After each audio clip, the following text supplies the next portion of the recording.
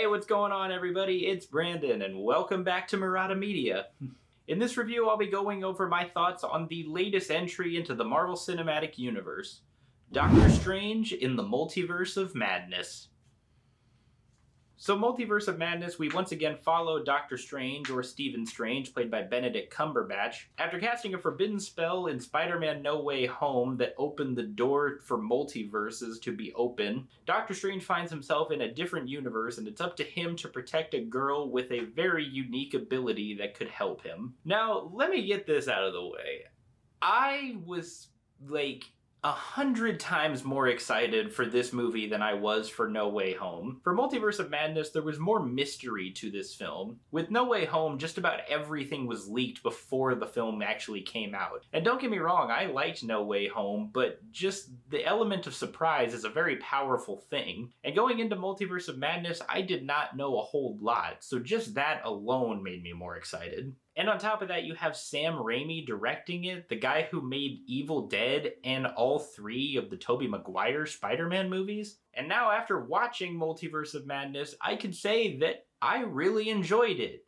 However, it wasn't as good as I was hoping it would be. Now, even though this movie did not meet my very high expectations, there was a lot of really good stuff in here. First and foremost, this might be the most mature movie in the MCU to date. And I think that has a lot to do with Sam Raimi. You got a guy who's actually a seasoned director and knows what he's doing and has directed superhero movies in the past. His handprint and style are just all over this thing, and it's fantastic. Because I think this is easily the best looking MCU movie visually. The cinematography in this movie is fantastic.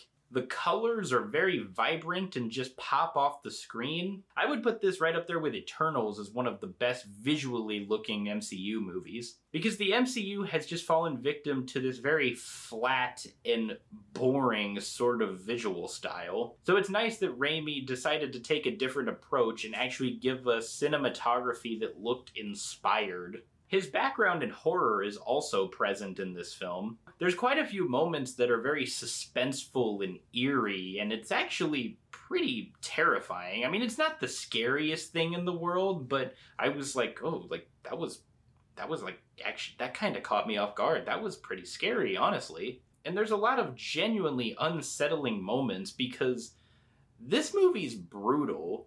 This is not your average MCU movie. And what I mean by brutal is that a lot of people die in this film, and not just side characters. There's characters that, while they may not have a lot of screen time, they play an important role in the story, and they die almost as immediately as they're introduced. And it genuinely shocked me that this movie decided to go in that direction, but as time passed, I was like, that's ballsy, and I have to respect that. And I could really tell that they were trying to go for a more serious tone with Multiverse of Madness because this movie is not really that funny. And I'm not saying that because the film is unfunny. There were a few moments where I did laugh, but I never felt like the movie was overtly trying to be humorous, because previous MCU movies have fallen victim to that, and I mean basically all of them. They try to throw in this random moment of humor that's supposed to be in a moment of seriousness, and it just doesn't work all the time. There's moments for humor and there's moments for seriousness, and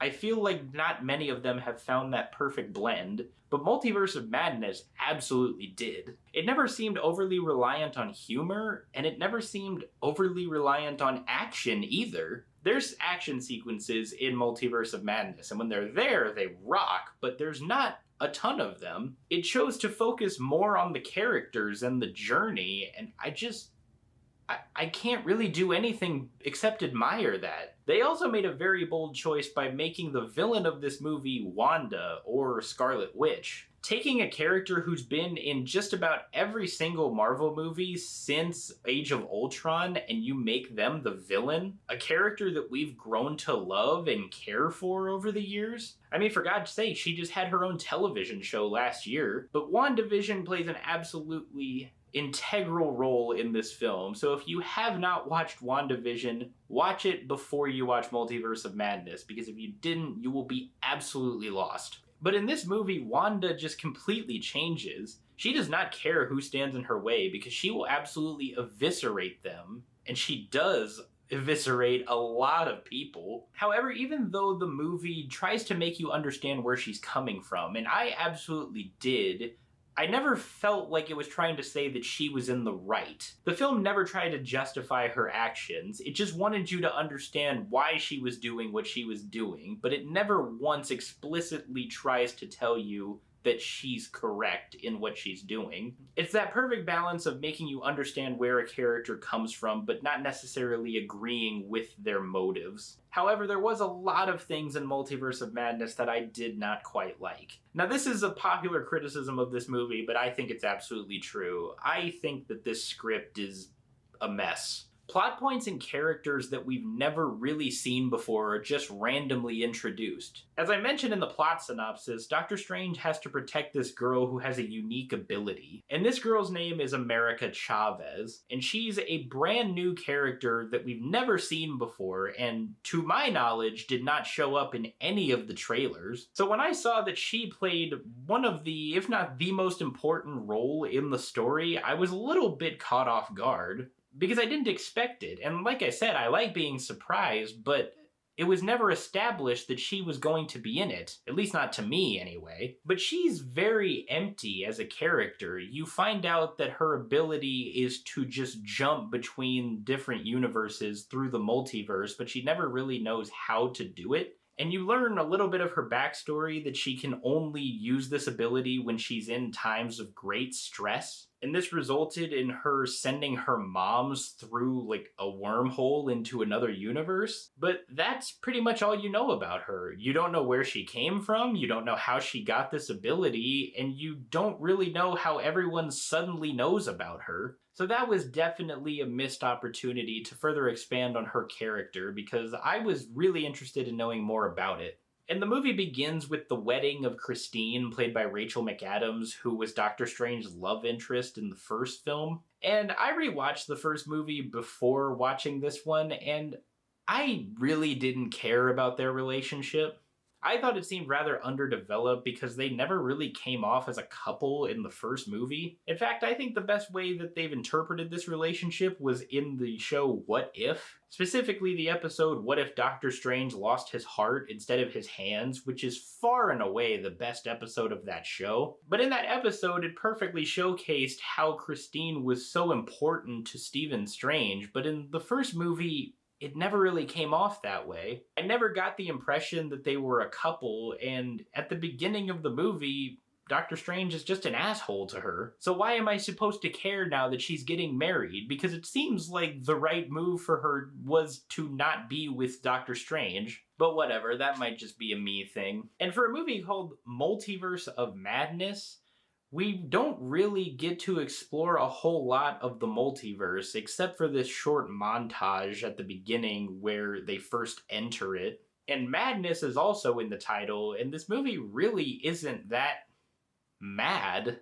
A majority of the movie takes place in two universes, the one that the original Doctor Strange is from and another one that he travels to. And really the only extent that we know about the universe he travels to is that the stoplights are inverted. In that universe, red means go and green means stop. That's the best you can come up with? Really? And I feel like a lot more could have been done here. Much like the development of America Chavez, it just felt like a very wasted opportunity. Now this is where I'm gonna start getting into spoilers for this movie, because I feel I can't fully express myself without going into spoilers for it. So if you have not yet seen Doctor Strange in the Multiverse of Madness, then do yourself a favor and skip to this part of the video. So I mentioned that there were a lot of parts of this movie that really caught me by surprise, and one of them being the members of the Illuminati. And in this movie, the Illuminati is a group of superheroes that we've seen before or are brand new to the MCU, and their job is basically to maintain order in the multiverse. And I thought the cameos in this scene were awesome. We get to see Peggy Carter as Captain UK, which was established in the first episode of What If. And we also get to see a variant of Captain Marvel, played by Maria Rambeau, who was in Captain Marvel. So in this universe, she's Captain Marvel instead of Carol Danvers. And everyone saw this coming, but Patrick Stewart reprises his role as Professor X from X-Men. But the one that caught me by surprise, you know what it is, was John Krasinski as Reed Richards, or Mr. Fantastic. When he showed up, there was an audible gasp in my theater. I mean, I heard rumors about that, but I never believed it because I don't really believe what a bunch of losers on the internet have to say about the MCU. But I thought his appearance was awesome, and I think that is a phenomenal casting for Mr. Fantastic. And remember earlier how I said a lot of characters die almost instantaneously? Yeah, the Illuminati are one of them, because as soon as they're introduced, they die just like that. Now, even though they died in this movie, that doesn't necessarily mean that the characters are dead overall, because there's several more universes with different versions of them in it. So I'm excited to see the possibilities that this opens up in other universes in the MCU. So that future Fantastic Four movie might include John Krasinski as Mr. Fantastic, who knows? And I also wanted to touch base on the ending of this film, because when I was first watching it, I thought it was absolutely ridiculous. And then I let it marinate a little bit, and I was like, you know what? That was awesome. And what I'm referring to specifically is the reanimated dead Doctor Strange. Because at the beginning of the movie, there's one variant of Doctor Strange that's attempting to protect America Chavez from some kind of monster. And that Doctor Strange ends up dying, and he ends up in our Doctor Strange's universe. So they bury him under some concrete on a rooftop, and then at the end, Doctor Strange takes control of this dead version of himself, and it's so ridiculous. But then I remembered that a lot of Sam Raimi's movies, while they do have horror elements, they also have an element of absurdity, especially when you get scenes like this one from one of his previous films called Drag Me to Hell. No! You chased me, you black-hearted whore! Now I'm in Yeah, that's ridiculous.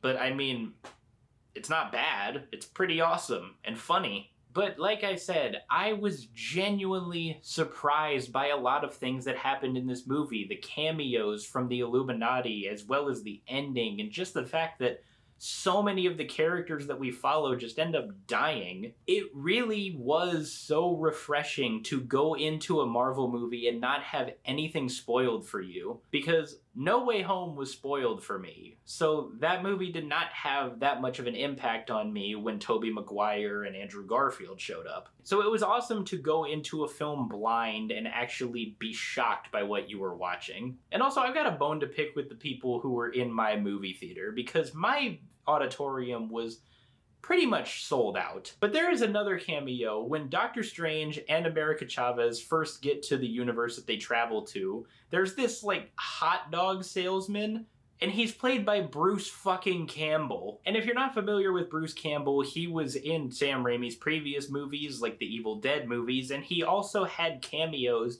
in all 3 of his Spider-Man movies. And back then, I remember people laughing and cheering when he showed up on screen. But when he showed up in this movie, no one, and I mean no one in my theater said or did anything. I was the only person who was laughing. No one else was. And I genuinely think this is because they did not know who he was, which I find shocking that not at least one other person besides me recognized him. But I mean, what can you do? Because it seems like a lot of things that this movie decided to do did not sit well with a whole lot of people. And that leads me to my next point, because there's something that I just got to get off my chest. I've seen a lot of criticism of this movie because it did not go how people thought it was going to go. And what I mean by that is that this movie did not contain a flurry of cameos from other superheroes. Because I saw this tweet the other day,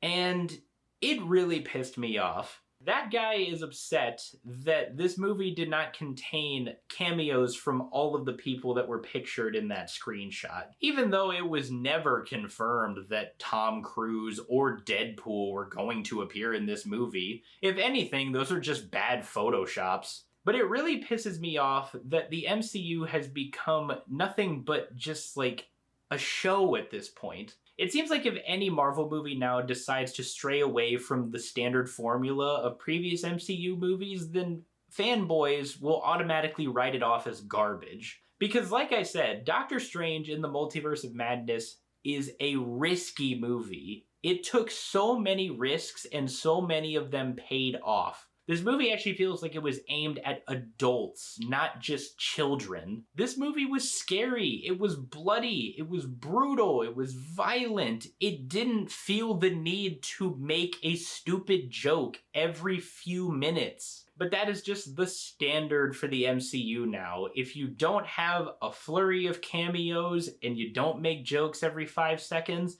then your movie sucks. And that really pisses me off that when an MCU movie like this one decides to take risks, people don't like it and say, no, stick with what you were doing. Because let's be honest, what they've been doing up until this point has become kind of stale. So it's so refreshing to see an MCU film think outside of the box and try to be different. But that's just my 2 cents, and I had to get that off my chest. So let me know if you agree with me. But that's basically all the thoughts I had on Doctor Strange and the Multiverse of Madness. This movie may not be as great as I was hoping it would be, but it's still very good, and I really enjoyed it. And it's definitely one of the best and most unique entries into the MCU that we've gotten up until this point. And overall, I would give Doctor Strange and the Multiverse of Madness a 7 out of 10.